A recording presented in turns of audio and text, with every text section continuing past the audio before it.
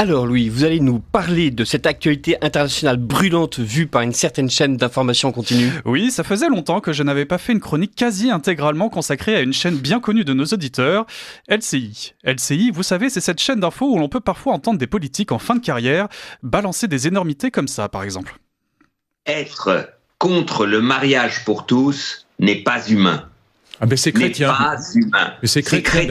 C'est chrétien. Oui, mais c'est chrétien inhumain. Comme les chrétiens étaient contre l'avortement, ce qui était inhumain. Comme pendant longtemps, des chrétiens étaient pour la peine de mort, ce qui était inhumain. Bon, rassurez-vous, je ne m'attarderai pas sur Daniel Cohn-Bendit et son avis très accessoire sur le mariage pour tous.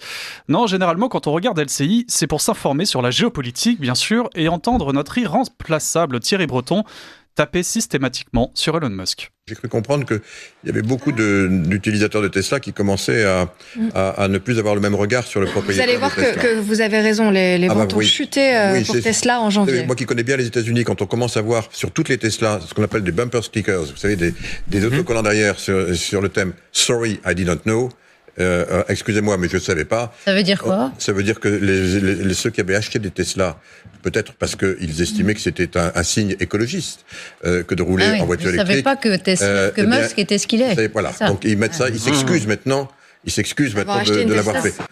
Voilà, ou encore savourer les pertinentes analyses de ces spécialistes de plateau TV qui s'acharnent sans discontinuer eux aussi sur Elon Musk et son appel à en corriger la natalité. Quelle horreur.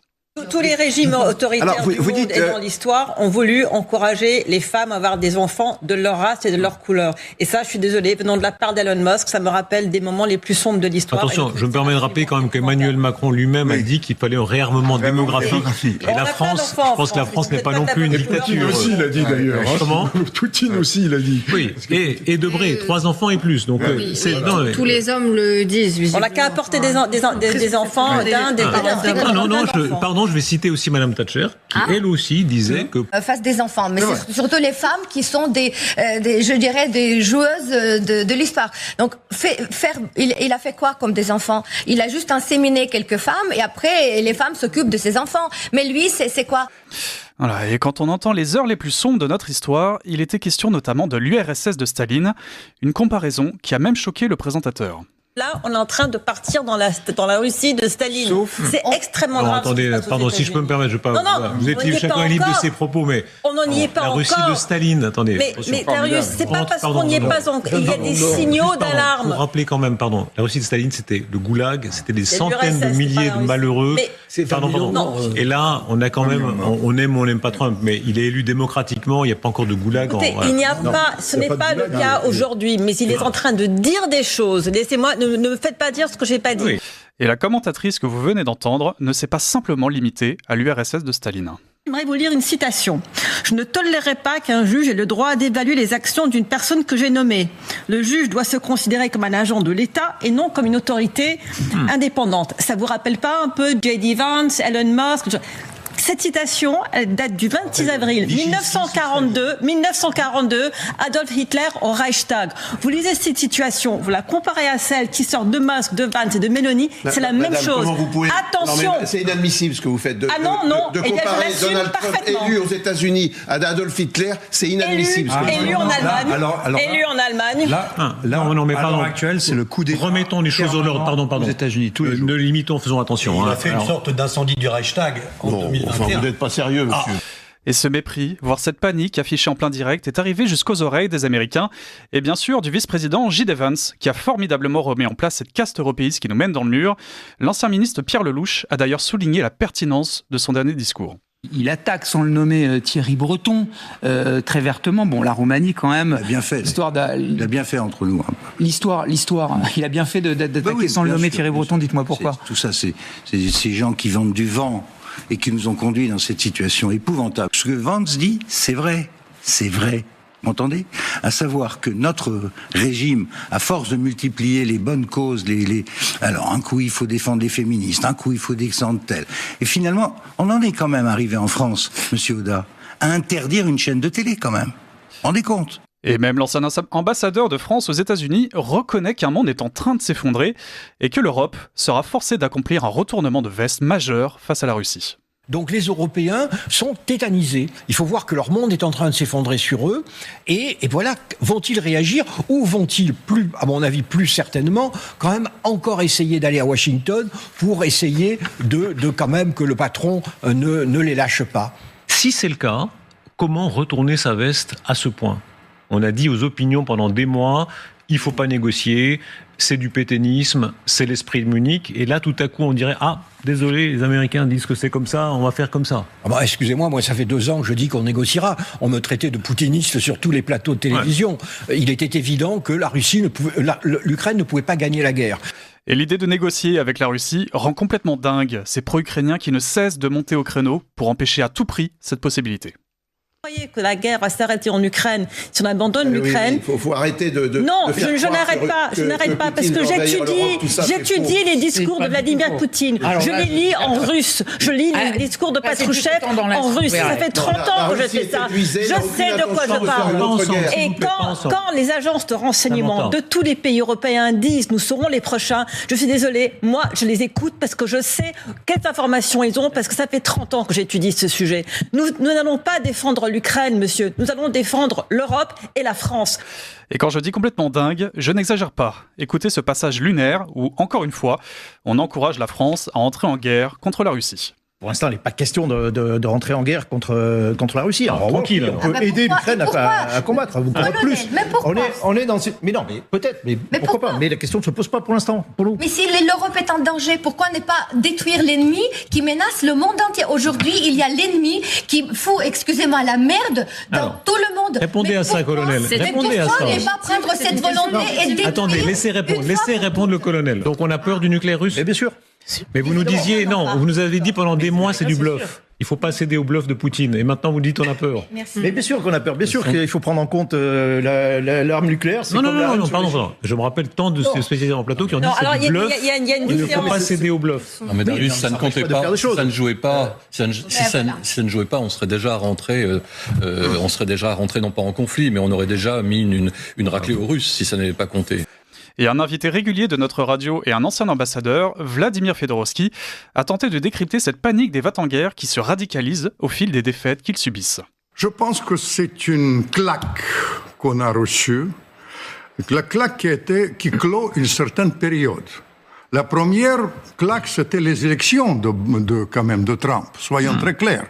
C'est une claque à toute cette filière des anciens trotskistes devenus néoconservateurs américains qui défilent sur votre plateau, les va-t-en-guerre. Première claque. Et l'ancien candidat socialiste aux européennes, Raphaël Glucksmann, en appelle à cette sacro-sainte responsabilité et à la levée de 500 milliards d'euros pour contrer Poutine. On agisse le plus rapidement possible. Alors comment ? Déjà, on lève 500 milliards, c'est le chiffre donné par la Commission européenne, par un emprunt commun. On l'a fait pendant la pandémie. On a été capable, face au virus, de lever de l'argent. Ensemble, en mutualisant nos emprunts. Eh bien, ce qu'on a fait face à une maladie, on doit être capable de le faire face à la perspective de la guerre sur le continent européen. Et maintenant que Biden est parti et que Trump gouverne, ces européistes risquent de ne plus contenir leur colère sur les plateaux de télévision, comme l'eurodéputé macroniste Bernard Guetta. Monsieur Trump, si nous devons nous débrouiller tout seuls, de quoi vous mêlez-vous? Restez dans votre bureau et foutez-nous la paix. Et foutez-nous la paix, et la paix au sens premier du terme. Parce qu'il est en train, cet homme, de provoquer à moyen terme, je ne dis pas après-demain, mais à moyen terme, un danger phénoménal dans le continent. Parce qu'il donne une telle impression de faiblesse mentale ou intellectuelle, je ne sais pas comment il faut dire, de faiblesse tout court, allez hop, une telle impression de faiblesse que Poutine peut se frotter les mains. Et maintenant, la gauche rentre dans la danse, sauf qu'elle se permet absolument toutes les injures, même sur le service public, comme l'ancienne ministre Najat Vallaud-Belkacem. Aucun effort de conciliation avec ce qu'est Donald Trump aujourd'hui. Je trouve que c'est catastrophique. Ce type est un prédateur, un mafieux, un caïd, dangereux, quelqu'un qui se comporte horriblement mal. Et c'est également le cas pour l'acteur François Cluzet, incarnation parfaite de cette bourgeoisie macroniste. Qu'est-ce qu'il incarne pour vous, Trump ? D'abord, ce qui est incroyable, c'est qu'il ait pu être réélu. Ça a été vraiment la surprise du chef. Comment ce type, qui est d'une obscénité incroyable, d'une vulgarité sans nom, qui propose toujours des trucs dont il change d'avis la semaine d'après, ou en tout cas qui ne se réalisent pas. Hein, c'est pas à vous que je vais apprendre la fameuse poignée de main avec son meilleur ami de Corée du Nord et le reste. Mais surtout, ce qui est effrayant, c'est de se dire, mais est-ce que ce type réfléchit aux autres et ne pense qu'à lui? Est-ce que avant c'était In God We Trust et maintenant l'impression que c'est In Money We Are? Et enfin, pour terminer, le fait d'avoir écouté ces va-t-en-guerre va nous coûter cher, très cher. Comme le Covid, une autre stratégie était possible, mais cette caste a décidé de nous emmener tête baissée droit vers notre banqueroute, comme l'analyse Philippe de Villiers. La défaite de l'Ukraine est la défaite de l'Europe, c'est clair. Et l'Europe, elle va payer. Je m'entretenais au téléphone hier avec mon ami Pierre Lelouch, qui est un excellent connaisseur, qui a fait un livre remarquable sur cette question de l'Ukraine. Remarquable. Et qui me disait 700 milliards, ça va nous coûter. L'Europe, on va payer. Vous imaginez l'agriculture, vous imaginez avec quel argent on va payer pour relever les ruines.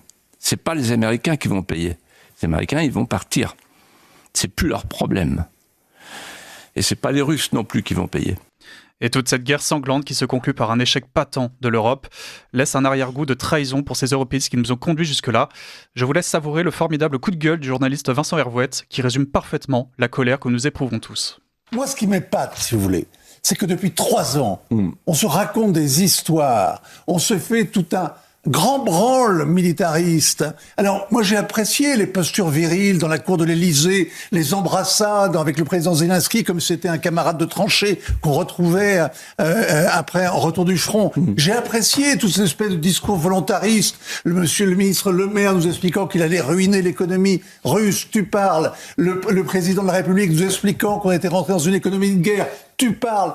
Toutes ces phrases bidons, tout ce discours vain, toute cette vanité qui était de la com, que de la com. Et aujourd'hui, la réalité nous présente l'addition, c'est dur à avaler.